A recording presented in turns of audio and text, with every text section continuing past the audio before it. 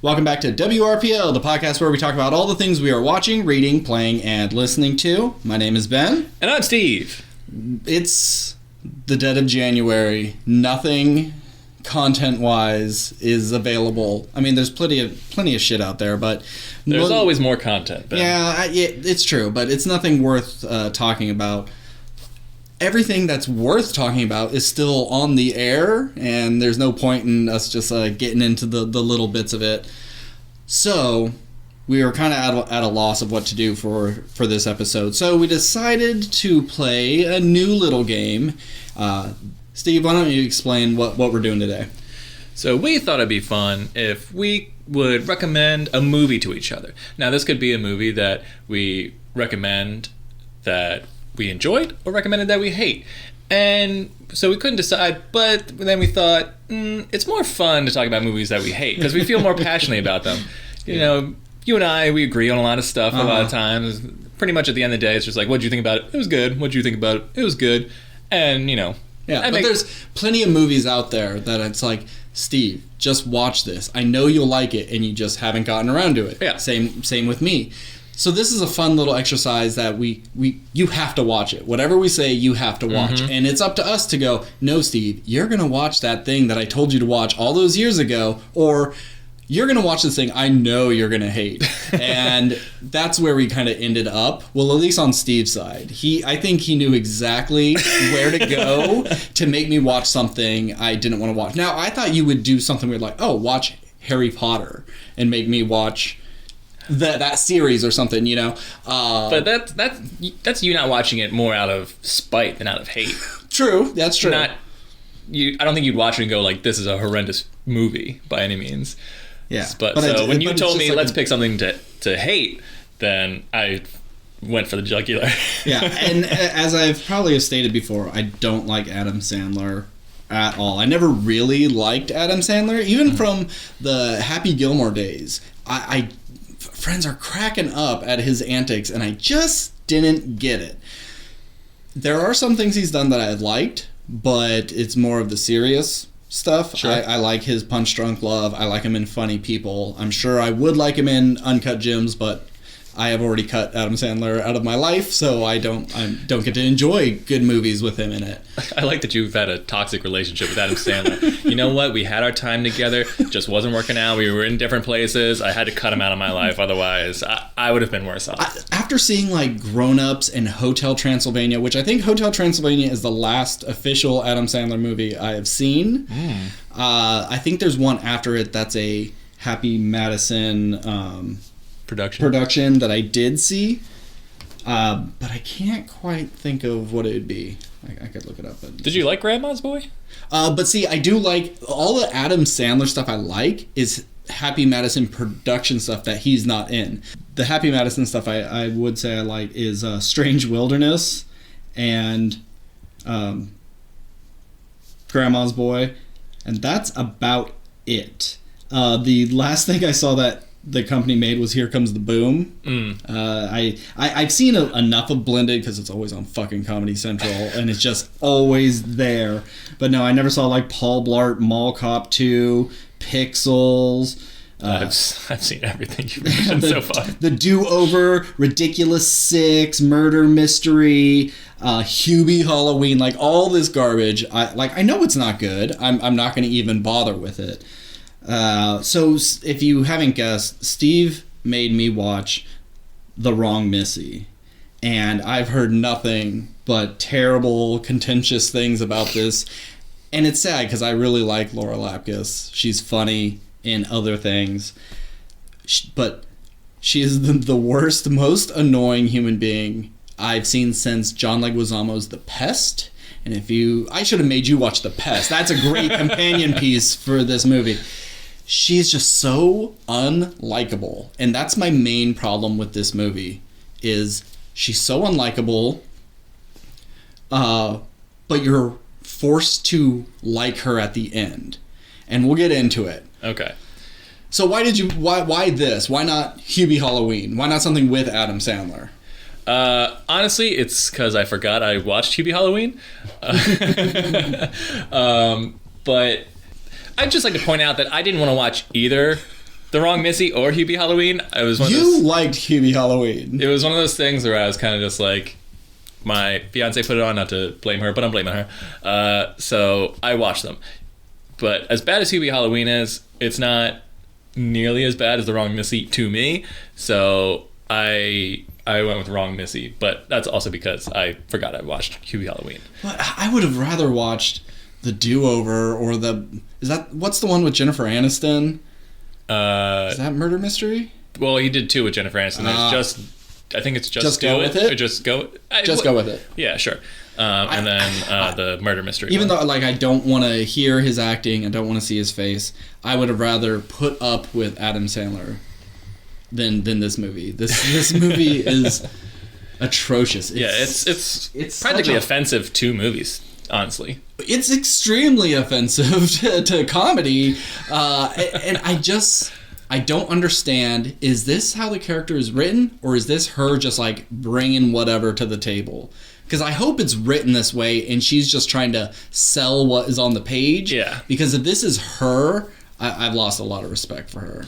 Yeah, I mean, I imagine that she's just kind of going all in, or the director's just like, hey, really turn up the crazy. But that was the wrong move. Mm-hmm. Only because this entire movie, for me, I was going, no human would act like this. Yeah. And no human would put up with this. Mm-hmm. And then if I remember correctly, the context of him putting up with her for the weekend was because she got his boss to like her, correct? And so he's just like, all right, I got to keep her around because the boss... And, well, she kind of messed up with his marriage, and then she hypnotized him, and he fell for her. Okay, so the main premise of this movie is David Spade... looking extremely old, but still looks like a little boy playing dress up. He is a hotshot business guy doing business things with his business degree and business pants. Mm-hmm. Yep. With Nick Swarsden is his business buddy, and he goes on a blind date with this woman named Missy, played by Laura Lapkus, and she's just the worst. She plays pranks. She's loud. She confesses her love to him instantly. And I guess like she met his grandma. His grandma hooked him up with her. He escapes and gets, jumps out of a window to avoid her and breaks his ankle doing it, and just kind of like the worst date ever. And then in a nice typical meet cute, he bumps into the woman of his dreams at the airport, and they're exactly the same. They read the same book, and they have all the same opinions on not drinking or whatever. And they start making out in the closet, and hastily gives her his information, and she has to leave. And so when he is allowed to bring someone on a business trip, he texts the wrong Missy, because the woman he meets is also named Ms. Melissa, and he's been talking to her for weeks and hasn't seen her until she gets on the plane, and it's this obnoxious blind date woman. And then wackiness ensues. Hilarity across the board. Not wackiness, not hilarity, just like rape, for one thing. She rapes David Spade twice.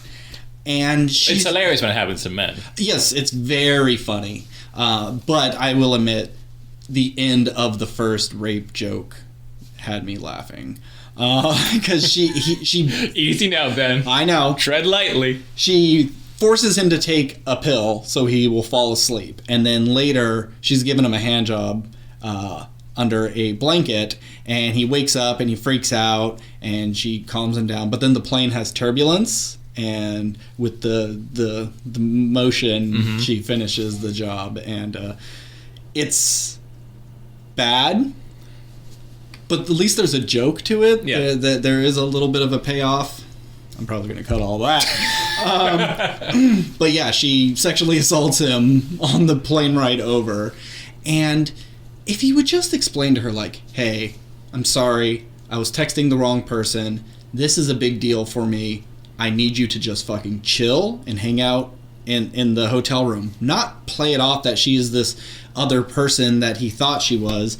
And then she just, like a bull, just rampages through every scene she's in, just chewing scenery and being obnoxious. Whereas it'd be one thing if they played the movie where she's so charming to everybody else, but we are like with David Spade, and we just see her as annoying. If everyone's like, wow, she is the life of the party, and she just really brings it, and it's just David Spade and Nick Swartzen going like, ugh, this chick's the worst. I could believe it, but everybody just stands around in disamazement that this person even exists, and then nobody does anything to stop her, and it's just so annoying. She's just loud and messy, and just take her on a cab ride to the other side of the island and fucking drop her somewhere, and then do your retreat. It's just one of those situations where a normal conversation between two normal human beings can solve all the things. Oh, I guess, yeah, she makes us believe that she was going to jump off a bridge, and then his text to her really got her out of her funk. Well, it just so happened she was bungee jumping at the time. And it's like, haha, isn't that so funny? Make us feel guilty about potential mental health issues and suicide. And then later on, he wakes up, I think they were drinking, and she's having sex with him in the middle of the night. Like, he was completely unconscious. And I can't believe that this movie is made now. This would happen in an American Pie, not now. I was just thinking, this movie definitely feels like something that would have possibly been a hit in the 90s, the early 90s. Absolutely. It's like, oh man, that David Spade crushed. Like, David Spade in his prime maybe could have really sold this movie. But 50 plus, pushing 60-year-old David Spade, where like David Spade has pretty much either been playing a uptight asshole or an uptight asshole who is really good with women. Yeah. And this is one of the occasions where he's kind of both, I guess. But yeah, I don't know why. Only in a David Spade movie is David Spade kind of a sex symbol in the comedy world, because no one else is hiring David Spade to hook up with beautiful women. Romantic lead, even though it seems like in his real life that's just kind of who he is. Like, yeah, I date beautiful women because I'm a celebrity. Yeah, which I totally understand. That's not like a diss on him. Oh, it's just it's weird that this is the guy who's playing that kind of character. Anyway, but yeah, this movie definitely. 1, didn't need to be made. 2, shouldn't have been made. And 3, I don't know how it got made. It's because Adam Sandler is just great at like tax fraud, and you get enough like sponsors to fly your friends out to Hawaii, because all these movies always take place like on a tropical beach or a cruise ship or something, because they pay for it. They pay for huge parts of the production. Like, did you know Jack and Jill cost like $70 million to make? That was its budget. And have you seen the effects of them standing side by side? It's nothing an iPhone can't do.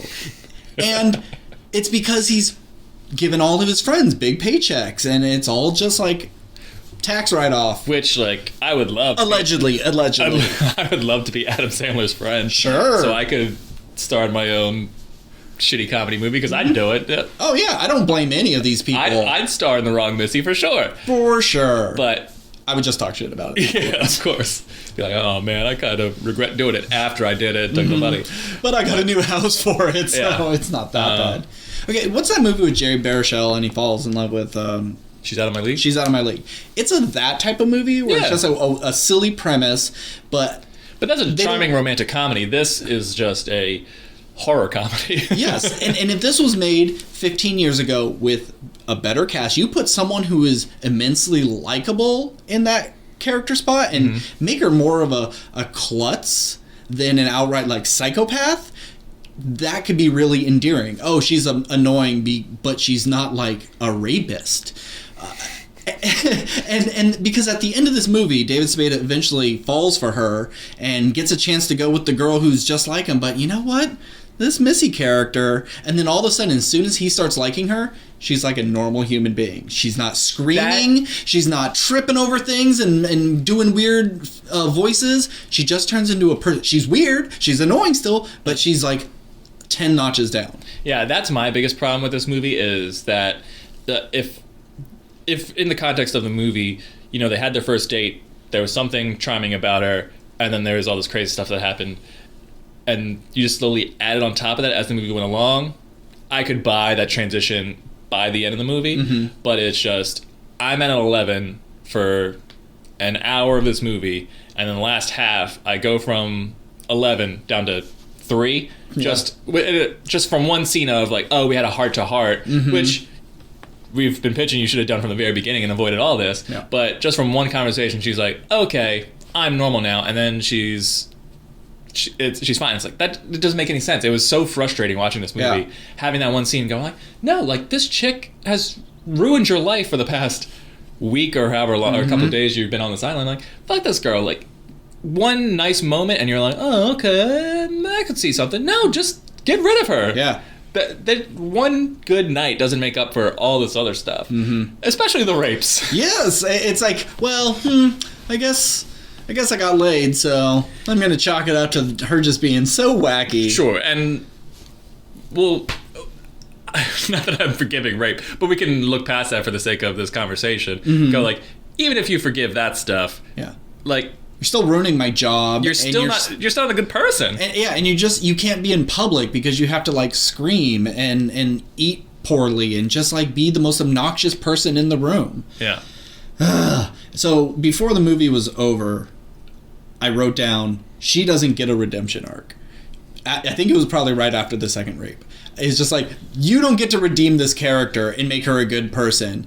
He needs to tell her to, shut up and kick her on a plane, get her out of there. Like, that should be the ending of this movie, is you're a bad person and you're ruining my life. Not, well, I could kind of tolerate it because sometimes she's kind of normal, I guess. Yeah, if she was just bad all the way through, and then because of something bad she did, actually did save him in the day, and so like maybe he was going to send her to jail because she did something, or it's like, I'm going to call about those rapes you did to me, or something. It was like, oh, you know what? She did me a solid, so I'll just send her home, and I'll never have to be with her again, and I can go be with the right Missy. That would have been fine. But it's just, nope, I'm a total psycho. I'm going to ruin your life and be the most obnoxious person ever put on film, and then you're just going to like me by the end. I hated it. I hated every part of this movie. I don't remember a joke that I like. There might have been one or two parts that made me laugh. I don't remember, but I just remember feeling nothing but seething hatred watching this movie. Yes. And then having to hold back a lot of my frustration talking to my fiance about it. Was this her suggestion?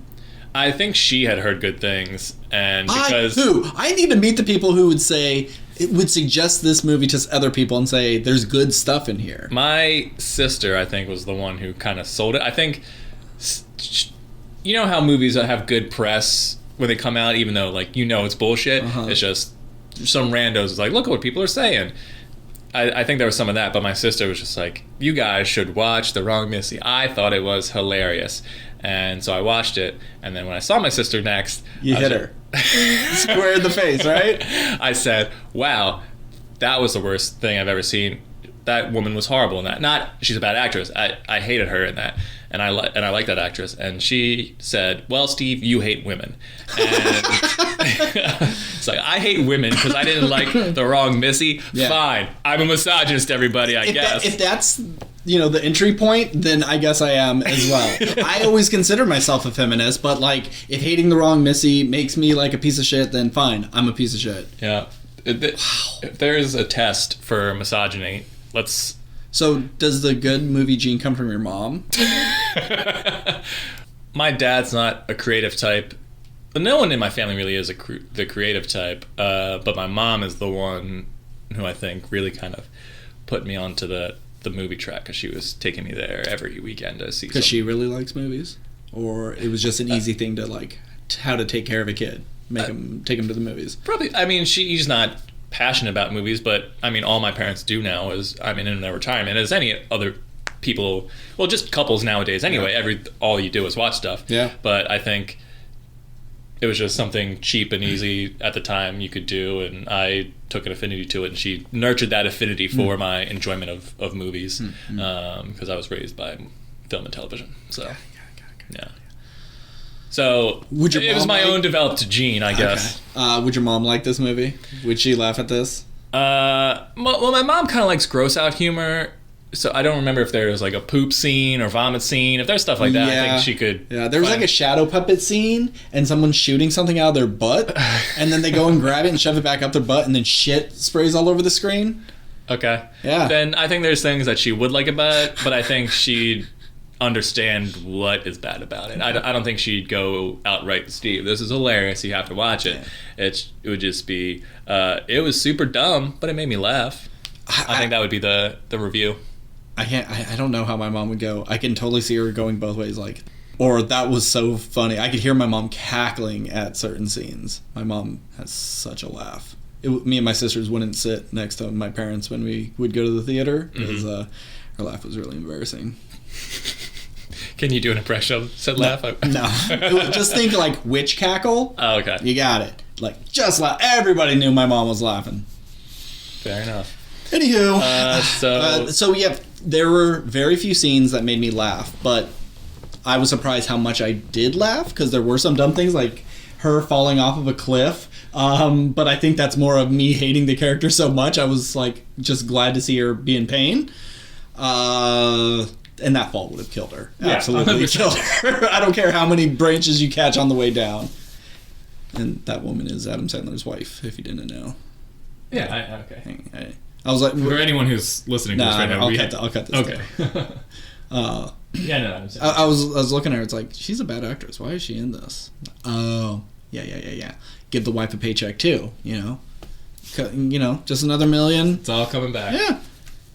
And then he just brings her in on a. Or honestly, she might work for her. Oh, I'm sure the cheapest amount. I'm not just. No. It's all no. See, that's the. What does she need money for? She's married to Adam Sandler. I know, but it's even more money now. It's an easy paycheck. Why wouldn't you give your wife this easy paycheck? She's not going to be like, oh, I just love being in Hollywood so much and being married to Adam Sandler. I just do this for fun. No, she's getting a fat fucking paycheck just for this small role, and she gets to go on vacation with her husband, and yeah. It's all a fucking scam. This movie's bad, and I do not recommend it to anybody for any reason. It's not even like a fun hate watch. It's just so damn annoying. Mm-hmm. You can't get behind this character at all. Doesn't she threaten him with a knife at one point? Oh yeah, she carries a huge knife around. Right. Yeah. Okay. Yeah. So thanks, Steve. Thanks for making me watch the wrong Missy. But I think that the movie does have a strong message that, if you're in a situation with a toxic relationship, whether that be a first date or many dates, get out of there. Don't let people put stuff in your drink and have their way with you. I mean, I know that's not your choice. I'm going on. I'm just saying, and if you're in a bad relationship, get out. That's the message of this movie. Yeah. Or stick it out long enough to where you have Stockholm Syndrome and you think the psycho is good enough for you. One of those two options. Maybe they're not so bad. Yeah. Well, that was mine. I wasn't nearly as mean to Steve, but I needed him to watch a movie that I was really excited for and then really disappointed in. Mm-hmm. Kind of high concept and just weird, but really dumb. And so I made Steve watch Open Windows. Does anybody know what Open Windows is? Open Windows, starring Elijah Wood of Lord of the Rings fame. Who? And Sasha Grey of porn fame. What is Rear Window? No. Yeah, I made you watch fucking Hitchcock and me. Open Windows is about a man played by Elijah Wood who runs a website that is dedicated to a popular film actress who is in a new movie coming out called Dark Sky. It's kind of one of these big franchise films. And he has been invited to go on a dinner date with her because he had won a contest. And while he's on his computer watching the live stream of the event, a mysterious man contacts him on his computer and makes him do the series of things that is kind of stalking her and hacking into this actress's phone. And he gets caught up in some big conspiracy, and the entire movie takes place essentially on his computer screen and the open windows of his computer. And there's different camera angles with traffic light footage and dash cams on cars, all that stuff that's hackable. And so the first 2 minutes of this movie, I was worried about the entire thing. Because it is garbage. I hate when movies have fake movies. Oh, I love that. What's the crazy fake title and what's the dumb sequence? I can appreciate a joke where, like, if you look at Scott Pilgrim and on the fake movies that Lucas Lee was part of, all that stuff, that's funny. But this is a 2-minute scene from this fake movie called Dark Sky, The Third Wave. And my problem is when the fake movie that's supposed to be your big budget blockbuster movie looks worse than the movie I'm actually watching, that bums me out. Sure. Wait, you're saying the fake movie, when the fake movie looks worse than the movie you're watching? Yes. But it should, because like the movie is supposed to be reality, and it's as real as it's going to be. It's a movie, so it's got to look even weirder than what the reality is of that movie. So I think that the movie within a movie needs to look bad. You want the movie in the movie to be a better movie than what you're watching? Not that it needs to be a better movie, because it's not going to be a better movie in those 2 minutes. But there's this rule of you never show a more interesting movie within your movie. I understand why you believe that. For me, that doesn't work. For me to believe this reality of this movie, I can't see that and go, oh, that's the big movie everyone's excited for. That's the movie that's getting I assume The Third Wave is the third movie in the franchise. I think they even make a note. Like, that's the movie everyone's excited for when it looks like a movie that Sasha Grey would have starred in when she was starting out acting, if you know what I mean. Because especially if it's a if it was a romantic drama or something like that, where they're just acting and they're at a restaurant, sure, maybe not. That doesn't need to sell me. But if you're telling me this is a big budget Marvel style movie. But is it a big budget movie? Like, what if it's just a small culty thing? Like, what if it's... I don't think it's a Victor Crowley... If Sasha Grey, in the context of this movie, is the biggest actress, or one of the biggest actors in the world... It's been a while since I watched it, but is she, like, at least Gwyneth Paltrow? Or is she, a little lower? I think she's... and this is just how I perceive the movie. Maybe I'm wrong. I assume she was kind of a Scarlett Johansson type, because everyone in the world is talking about her and her possible sex tape that is out there, but no one's seen. Is it true? Is it not? Anyway. And it's an action sort of thing. Yeah. So the first 2 minutes of this, I was pissed off. I was like, Ben, you son of a bitch, you got me good. And then the next hour, I was actually kind of into. Yeah. There's a good movie here. Yeah. First off, Elijah Wood's great in it, I think. Yeah. I think he really sells it. This is the movie. This is one of those movies that he does for fun. He's like, let me get some no-name director who made some weird indie thing that I saw once, and we'll give him a shot, give him a low budget, and make some high-concept movie or whatever. And I like Elijah Wood in this. Sasha Grey's terrible. Oh, wait. She's serviceable. She's fine for this kind of movie. But if you saw this acting in, I want to say AAA movie, but that's a video game thing. I don't want to say a real movie, because this is a real movie. Yeah, you can say AAA movie because there's B movies and sure. You'd say, man, she's bad, but I think she's fine in this. But she's not good. So, but back to the opening of this movie with.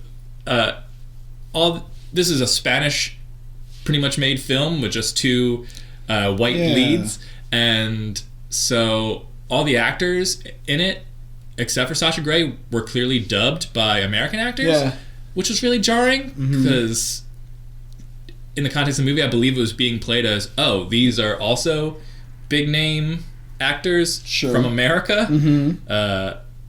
So the whole thing just felt weird. I was like, is this whole movie going to be like people dubbed over this? So right off the bat, once again, I was worried that this is going to be an hour and a half of just this kind of shit. But yeah, so the next hour I actually kind of enjoyed. I think the concept of doing it all on screen was handled in a more or less believable way. There wasn't anything too crazy, except for there's a part where Elijah Wood has a camera that was left to him by the guy kind of controlling the situation, and he's like, all right, point it at her room, and then he's able to use that camera to sort of see into everyone else's room at the same time, like just technology that didn't make any sense. Yeah. Especially at the end in the trunk. It gets worse. So the biggest thing in this movie is that technology was invented to service the plot as opposed to make any logical sense. But we'll get to that. So yeah, Elijah Wood is able to like see into her phone messages, and her camera on her phone is on, and she doesn't know it. She gets back to her hotel room or her house where she's staying after the premiere, and she's having an affair, I think, with her agent, but she also has a boyfriend who's like talking about the tape that they made, but you never see the tape, and not that it matters. Have you told what like the general, what does the bad guy want? Like, what's the plot of this? Like, why is Elijah Wood here? So that's the part that kind of threw me, because you don't really get into that until halfway. Sure. So at first it's kind of like, okay, why is Elijah Wood just going along with this? At no point is he just like, this is kind of weird, because the guy at first when he calls him is just like, hey, I'm from the contest that she canceled the date on you, like this fucking bitch, how could she? And so that should have been a red flag, right? But he's like, oh man, that sucks. And it's like, well, here, click this link and we can like, you can see her like no one else can. And I guess it's trying to make Elijah Wood kind of seem pervy from an audience standpoint. It's like, oh, okay, like this guy, because he like screen caps all of her movies and stuff. Yeah, right? but I mean, at no point is it presented in a creepy way. It's just I'm just a huge fan and I run this website dedicated to her. But it's not like he posts her nudes or he never comes off as creepy until a certain scene down the line. But that's we'll get to it. But yeah, so her agent sees like the light from his room and goes to see if someone's in the room, and then Elijah Wood has to taser him while from behind. But now the hackers got footage of Elijah Wood like attacking this guy's agent, and he's like, you better do what I say or I'm gonna send this to police. So Elijah Wood's like now on the hook, and he has to follow her, I guess. And then the killer, she's on the computer, and not the killer, the hacker is just like, here, now tell her what you want her to do, because now the hacker has strapped an electrical device to her agent's mouth, who she was having an affair with, to electrocute him if she doesn't do what Elijah Wood says. Yes. So Elijah Wood is like, okay, I guess I know what this guy wants, and so he makes her get naked, essentially. Because you think it's like, oh, he's gonna make her do this, and then now he has footage of her,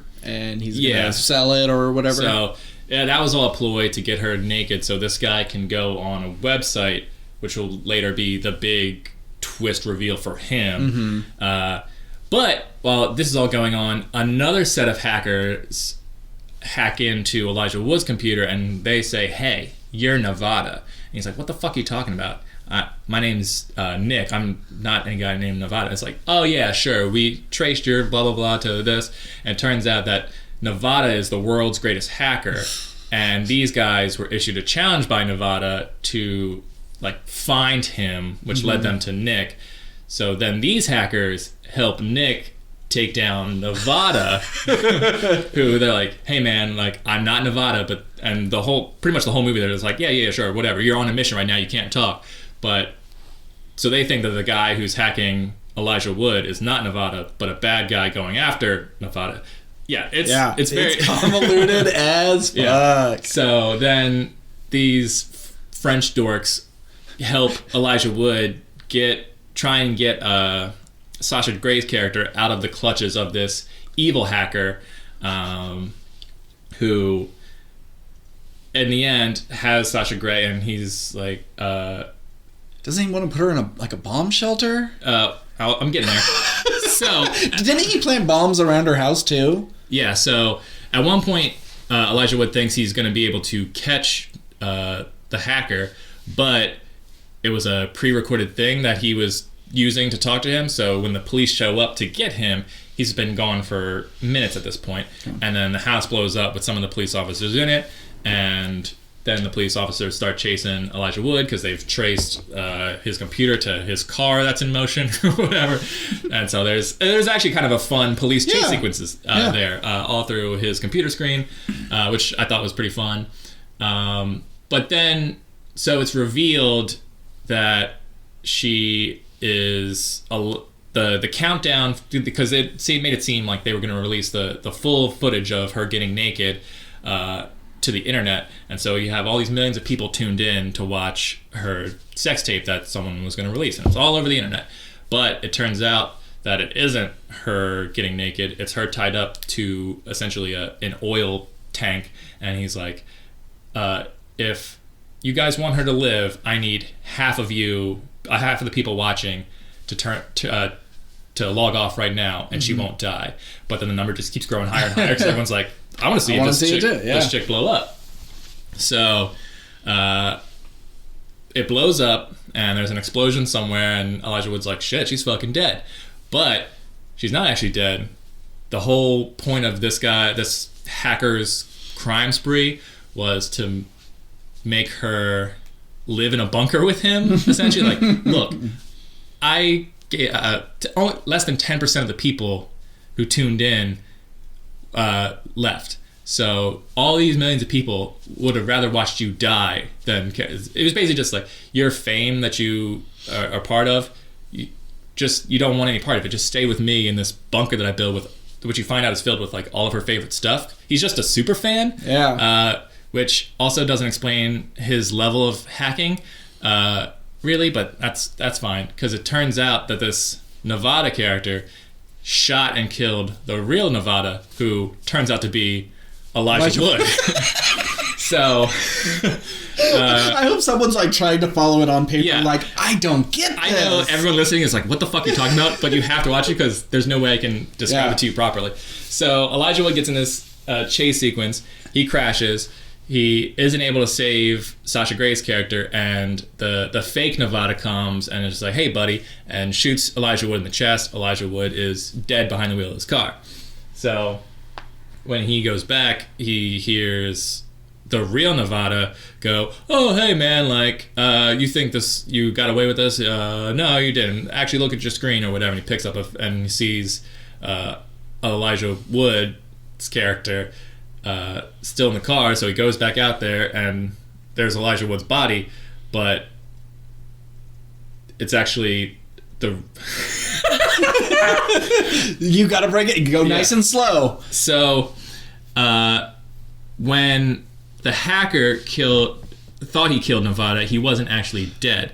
And so what the real Nevada did was find the real Nick and copied his face and took over his identity in order to find the guy who shot him, which turns out to be this hacker. So Nevada planned this whole thing to capture the guy who shot him by taking the real Elijah Wood's identity. So now you see two Elijah Woods in the same car. One's unconscious and one's like, this isn't actually what I look like.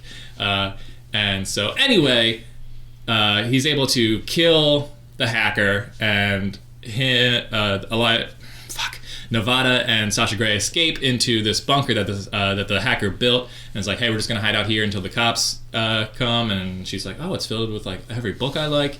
And you see Nevada take off the Elijah Wood face, but it's like it's made out of plastic or something. It didn't make sense how this works. It was almost like a robotic face skin.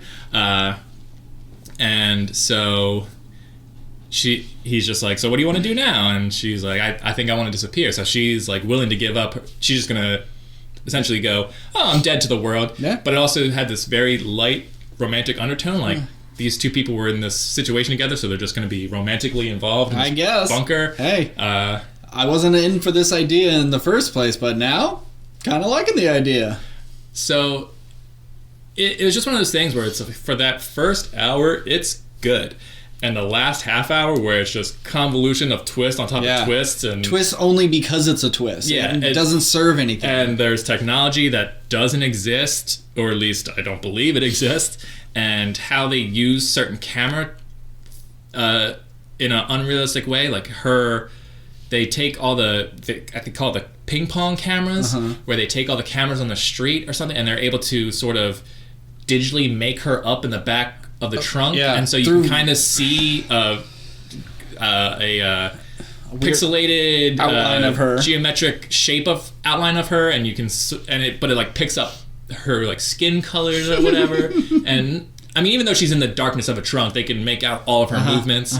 And none of it really makes sense, or at least isn't explained in a sensical way. Or if it is, it's like 2 sentences, and it's said really fast because they're like racing in a car. Yeah. And they're like, you use the subjammers to do the thing, and it's like, oh, okay, I guess we'll just believe whatever you said, and it just does the thing you said it did. Okay, fine.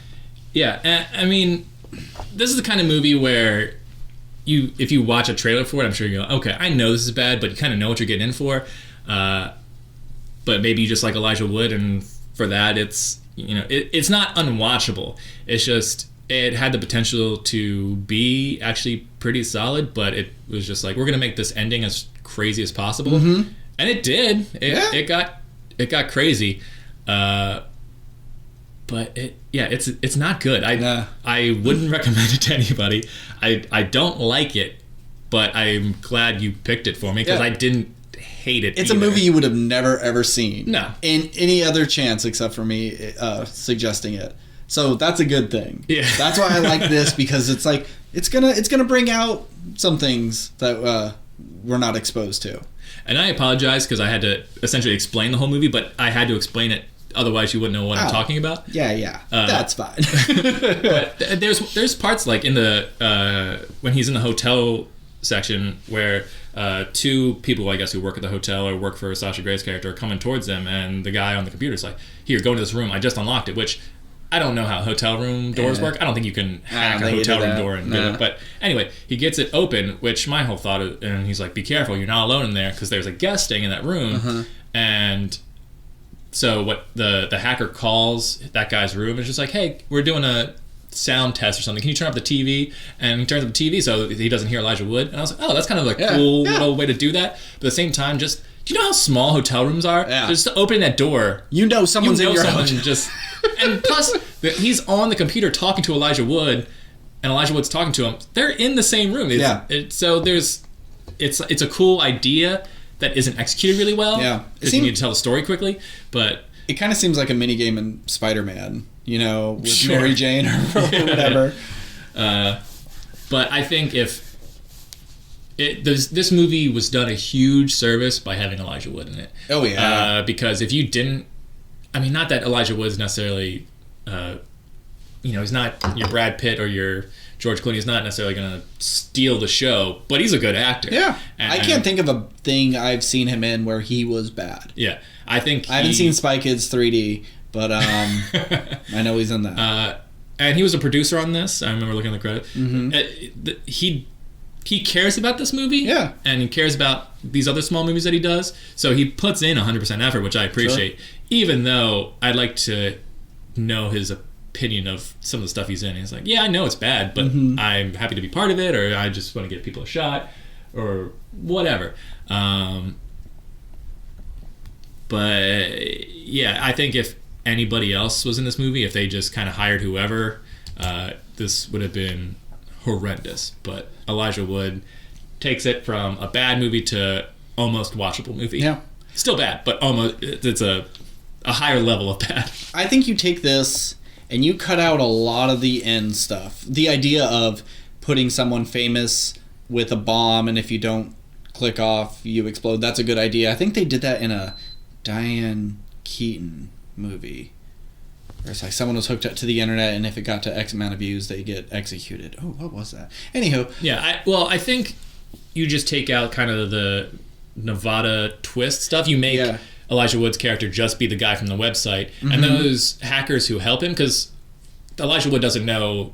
I mean, you could have made Elijah Wood like technologically savvy, sure, because he runs a website, but it's easy. You need someone to talk to just to get stories. So if these guys, they could have also worked for the website. They could have just been back at home base or whatever. That, or I was just gonna say, these guys could have been fans of Nevada, but Nevada's always been a bad guy. Okay. Because in the movie, Nevada was also someone who was kind of committing heists and putting other people away. Yeah. But he never murdered anybody, so that's why they're just like, this guy's not going to kill Sasha Grey's character. But then you find out it's not the real Nevada. Yeah. So you could have just made the real Nevada just a killer and make this guy Nevada. Yeah. And he's just, this is a bad guy doing a bad thing because maybe he just wants to see this chick naked, or like is a psycho who just wants to Tyler Durden sort of character. And you still could have had these guys go like, oh, we found you, Nevada. Oh, you're not Nevada? Oh, he's doing some bad thing? We're here to help you. Sure. Or make them part of the crime, cybercrime unit. Sure. You could have just made these guys helpful without them being this other secret group who wanted to join Nevada's team or something. I don't know. It needs a bit of a rewrite. Yeah. It needs a couple of passovers, and I think if you cut out a lot of the dumb bullshit, this would be a pretty good episode of Black Mirror. Sure. Yeah. Yeah. Just privacy of your life and how fame manipulates and blah. And you didn't see Searching with... no, I did. Oh, you did? Yeah. Yeah. It's a good movie. Yeah. It also has like a dumb ending. It was just like, oh, it rained, so she must have been able to get mouthfuls of water, so she's alive. Or isn't that the end, right? Essentially. Spoilers for Searching. But don't listen if you don't want to hear nothing. I didn't mind the ending of Searching, and I think it's fine. It was fine. Especially for a high concept movie where, once again, it's a movie that takes entirely on a computer screen. Searching is kind of awesome. Yeah. In my opinion. So this is the adopted dumb orphan kid of Searching. Yeah, it's kind of like it's almost like a one take sort of one night trope mixed with that's on screen only, because most of the stuff like Searching I've seen has been horror movies. A lot of Unfriended. Yeah, I never Unfriended Dark Web and things like that. But this is like kind of a new genre of movie that we haven't seen. I don't know what you call that, like film on screen, or... I mean, all film is on screen, buddy. That's the whole point. It's just like it's a screen film. You're watching the movie through a screen, and that's how the story progresses. So I don't know what this genre is, but I think we have like kind of a new genre now.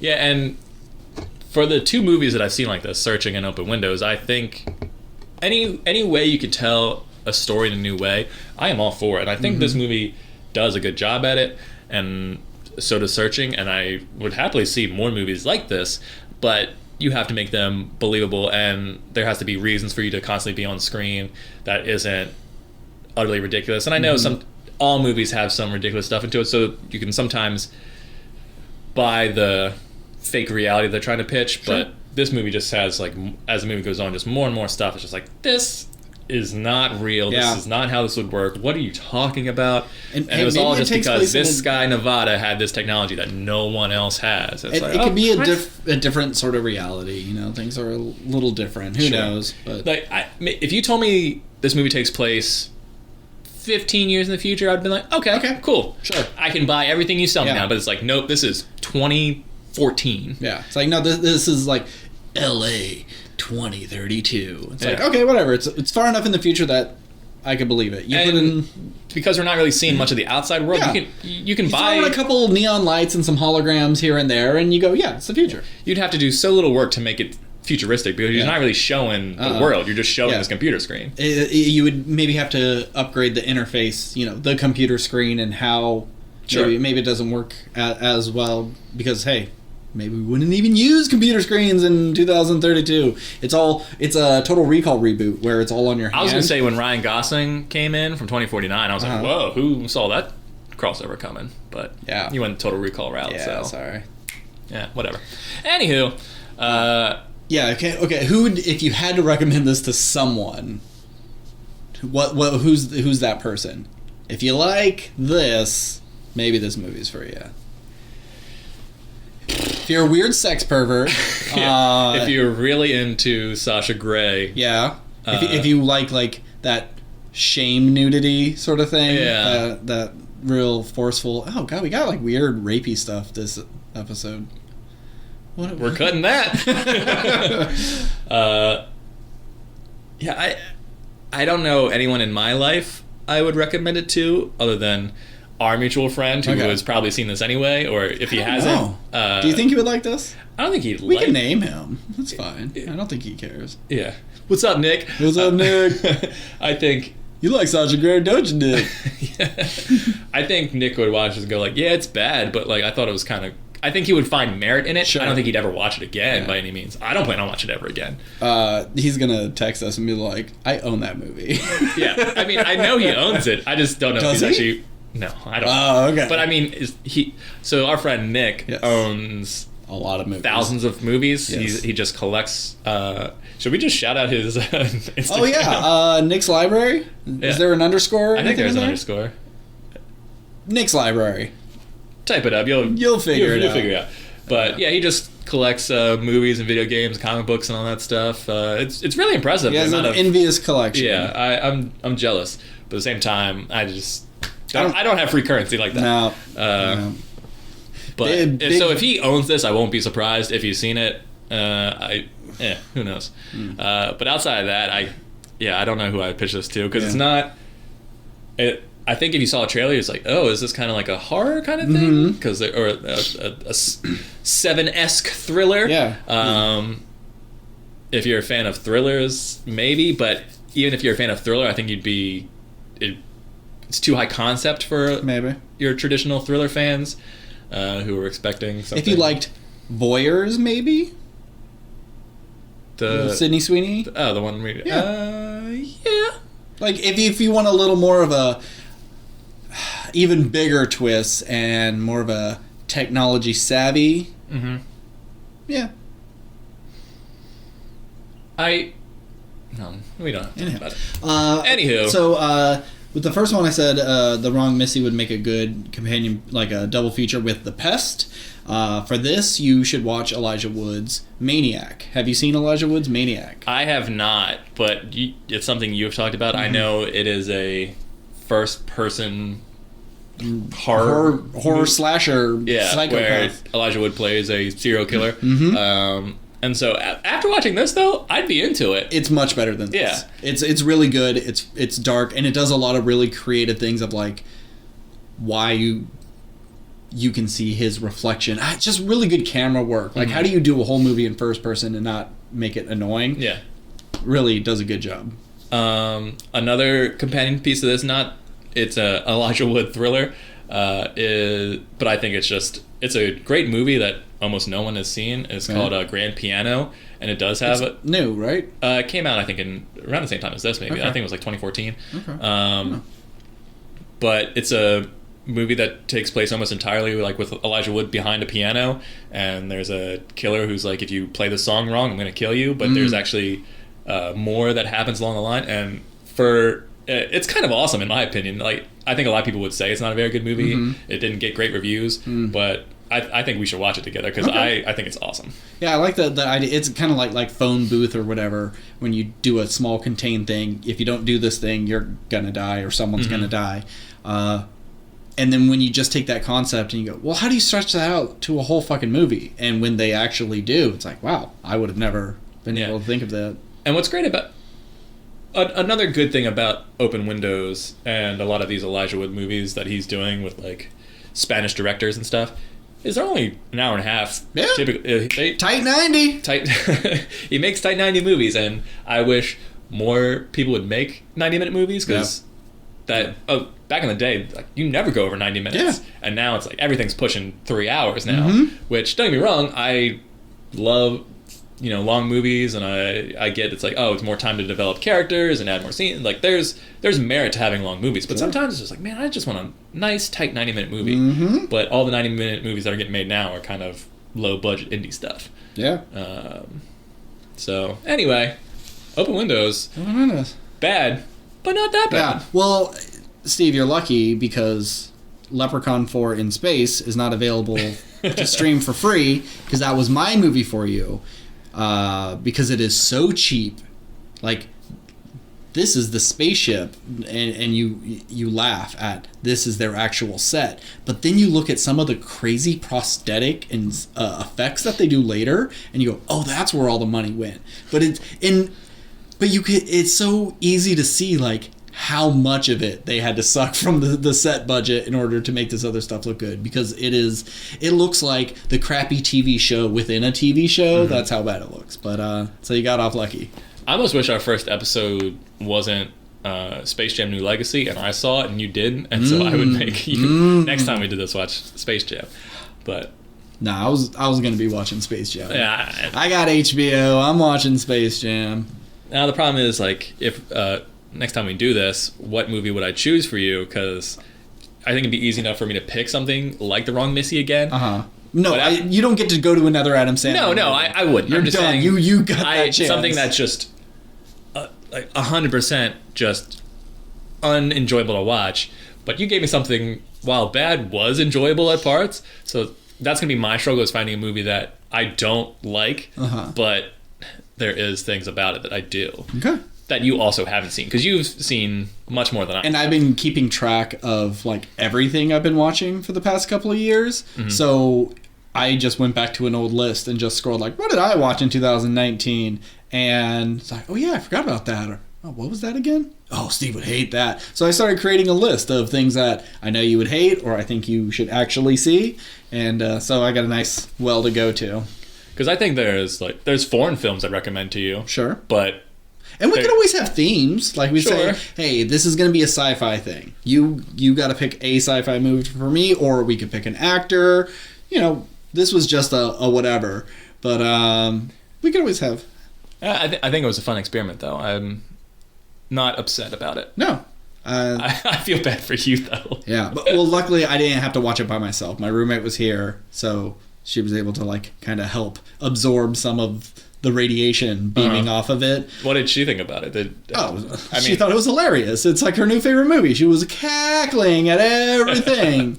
Like when she would like put like rose petals over her eyes and then do like a hair mustache and called herself Hellstar and spoke in a weird like crazy demon voice. Like that stuff is hilarious and she was dying for it.